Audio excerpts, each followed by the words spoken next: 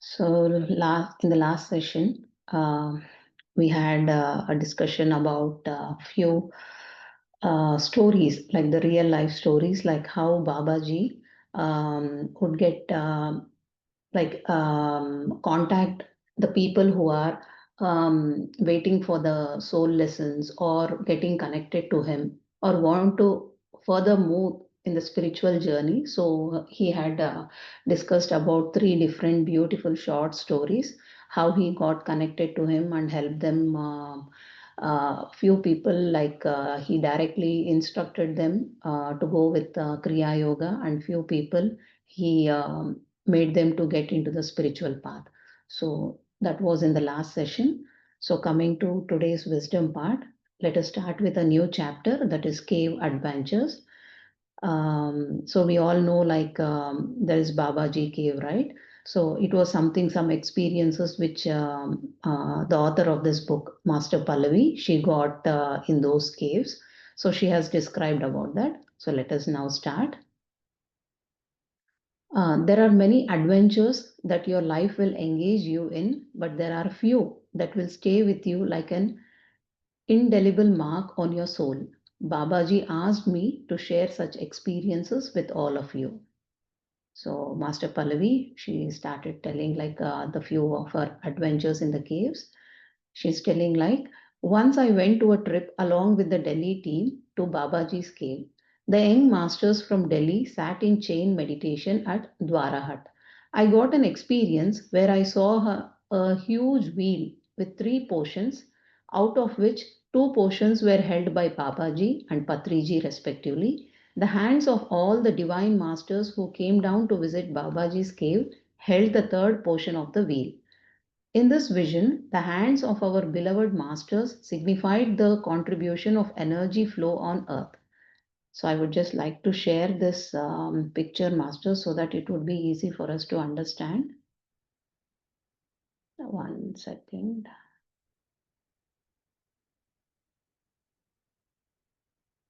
Yeah, I hope you are able to see this picture. Can anyone confirm? Yes, yes, Sailaja. Yeah, thanks, Ram. So this was the vision she got in the wheel. So one part, Babaji is holding one third, like he's holding in his hands, and the next one third, Patriji it seems, and the rest of it, the group of people who went there, right, for the meditation. So they were holding the wheel and they were trying to turn. So she's telling it signified the energy flow on the earth, and further, if you see this vision, later on she was seeing in her vision the wheel was in the center and the people who are meditating were around them, and she could visualize, I mean she could feel that there was some new galaxy beneath that wheel. So when you see, if you can see these two pictures and visualize, then we can understand further like what exactly she's telling. So I'll continue it.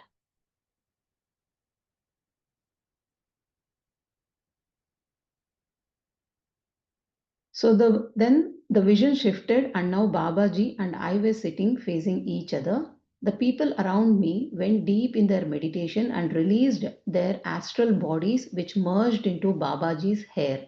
He folded his hair into a bun and said, "Come and meditate tomorrow in the caves. I will then guide these souls back. Until then, they are with me." The next morning, we started for the caves, and it took us around 2 hours to reach the entrance of the cave. Again, all of us sat in chain meditation, and we could feel a tremendous amount of energy flowing within. The wheel from my previous vision appeared again, and it was now at the center of the circle which were formed for meditation. When I first saw the wheel, as it reappeared, felt some turmoil beneath it like an undercurrent. As the vision took me deeper, I realized that the undercurrent was nothing but the formation of a new galaxy happening beneath the cave. The energy work we were doing would have led to the release of this new galaxy into the universe. This time, I could actually know the true essence of the cave and how big it was from the inside. Incidents in the past where few people had lost their way inside the caves had led to closing down a majority area of the cave, keeping only the entrance of the cave open to the public. I saw a long tunnel like route that led deep inside the caves. It was a long route. In my vision, I saw few skeletons lying around, and I could decipher immediately that they were the physical remains of the yogis who had performed great sadhana, vacating their physical forms in this place. I then witnessed a magical world in the cave. There was a bright light almost at the end of the cave tunnel, and this light was dazzling at the center point, intersecting into two new pathways within the cave. This was the exact area where there was a scientific laboratory. This sacred place was the energy workstation for the new galaxy formation. Now I realized the true purpose of the wheel vision, this energy flow, the combined energy of Babaji, Patriji, and all the divine masters was necessary to help release this galaxy in the universe. Our group, along with other soul groups, was also a part of this galaxy formation. I now understood my true purpose of coming here along with Delhi Masters on a specific trip. I saw the energy of our group being channeled to the wheel as we continued our chain meditation, moving the wheel like a tiny cosmic shift. In life, nothing happens without a reason. All we need is a thirst to find it. Every time I visit Babaji's divine cave in the Himalayas, it brings me immense pleasure and the satisfaction of experiencing his wisdom and satisfying energies of the very place itself. It is like a green carpet of beautiful energy all over. So, next. So then Pallavi, she was asking Babaji like, Babaji, I request you to kindly throw light on the energy work happening within your cave. So Babaji's answer was, this place is a space station where the beings of other dimensions can land safely into the earth zone. Many yogis have performed their sadhana in my presence to gain soul knowledge. I have witnessed over 5,000 yogis meditating here for years at a stretch. It was only in the beginning of 20th century that some local folks obstructed the entry to the womb of my cave out of fear. So then she had a vision that she is describing now. In the vision, Babaji was in a deep meditative state along with many souls sitting in front of him. He slowly came out of his trance and looked at the beings sitting in front of him. He got up from his place and walked around as everyone else slowly opened their eyes. So then he is telling, we are coming down on earth in physical body to know and understand the things which lies beyond. But one must have the faith to behold it all in a deep understanding. Do not be afraid of your thoughts and what you experience. Faith will not travel from one end to the other. You must remember it is within you like a little child playing hide and seek. If you do sadhana, you will train this child to grow and nurture it further with your devotion as your wisdom matures along with it. Develop faith in whatever you do, and you will find me assisting on your path. After delivering these words, he sat back on his place, and other souls who were seeking his teachings touched his feet for blessings. As the souls came to seek his blessings one after the other, he could see their future and path for their soul's work. In my vision, I saw these souls approaching Babaji. One of them was Lahari Mahashaya, and the other was Yukteswar Giri, the next Yogananda, and so on. He smiled fondly, blessing them all, and said, I will see you all physically when you incarnate on earth at the right time. So, all these things she saw in her vision.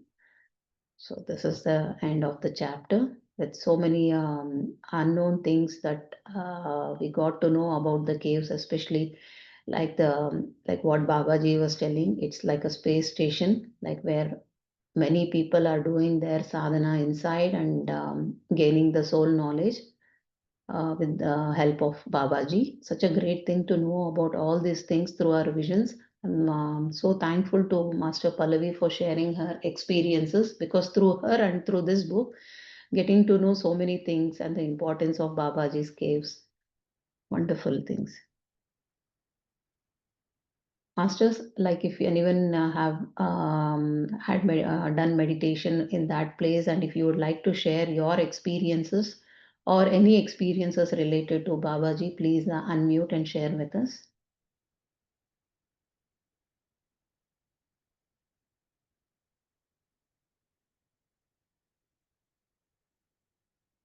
Yeah, Ram.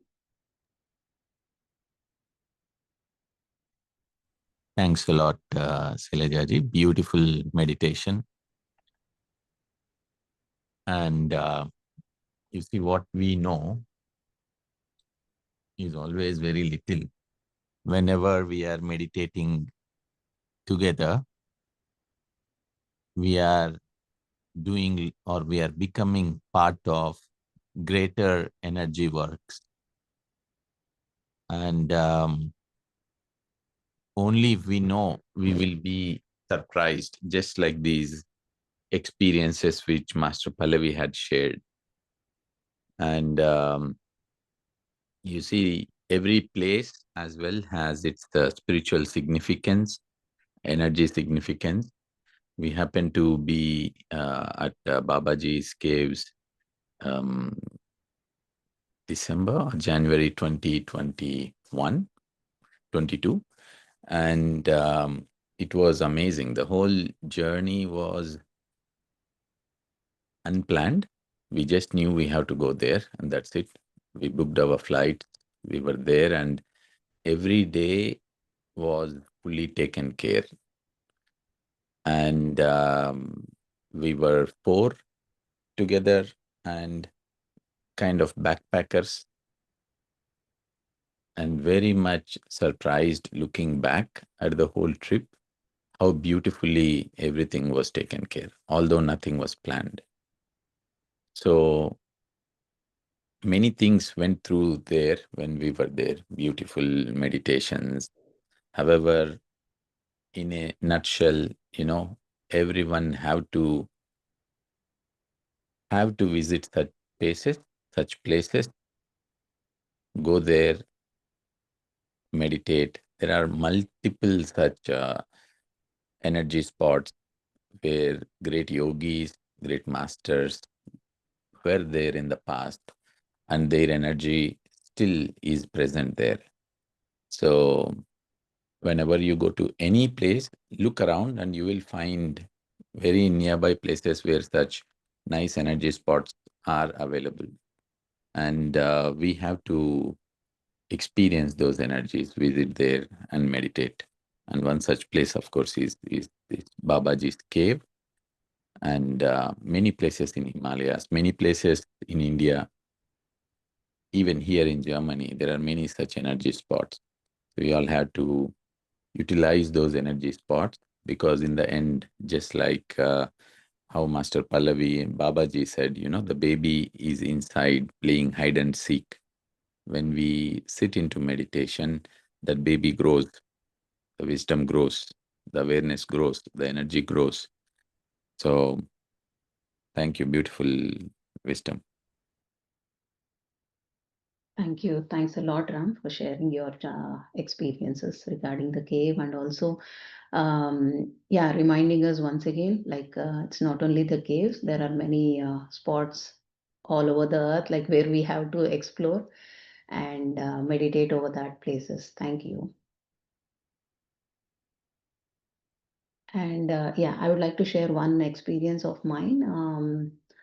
Um, I think some 3 years back, I don't remember exactly which year, but I was into Gudakesha meditation, like 40 days night meditation, and even morning we are like not supposed to sleep. It's like always keeping the spine straight and whatever we are doing. So I was into that meditation. After few nights, one day, like I was just on the bed speaking. I was sitting on the bed and speaking with my husband and my elder daughter. After some time, like I was just lying down just to make. I was not sleeping, but I was just lying down on the bed and talking to them. Um, but suddenly, I don't know, without my realization, I just went into sleep for few minutes, I guess. um, and what my husband and my daughter did, like, okay, she has already did not sleep, right? So let us leave her, not disturb her. So it seems like they just went out of that room. And just beside the room, there is an entrance to our house. Uh, I didn't realize I was sleeping. I heard someone was ringing the bell. Then I saw in that dream, I don't know what to say also. My elder daughter went and she opened the door. A tall person came into my bedroom. I was lying with my back, with stomach on the like in the reverse way, with my back upside.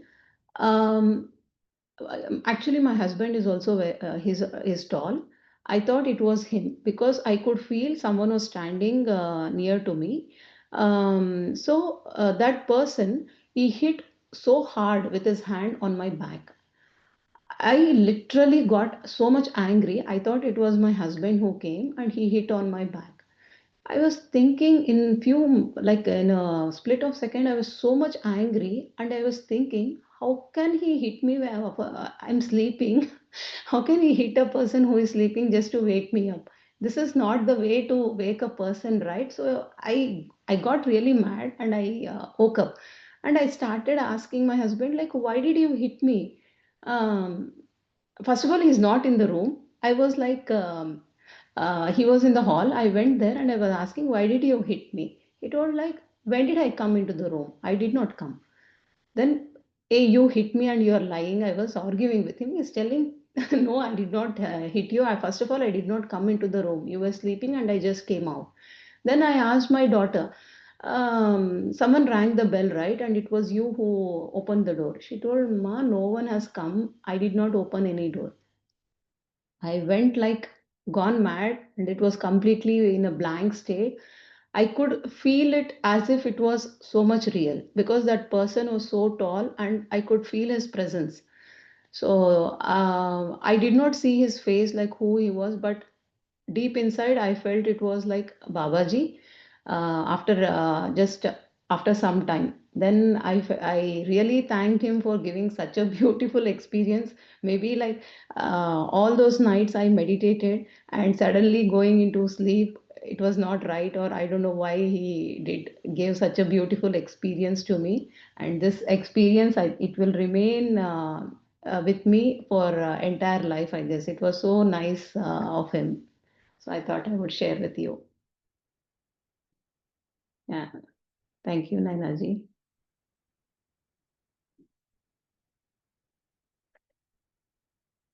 So, masters, so let's keep meditating more and do a lot of shadow work and get more evolved in this journey and share our experiences with each other. Thanks a lot for joining in today's session. Let's meet in the next session. Catch up over there. Thank you. Have a nice day.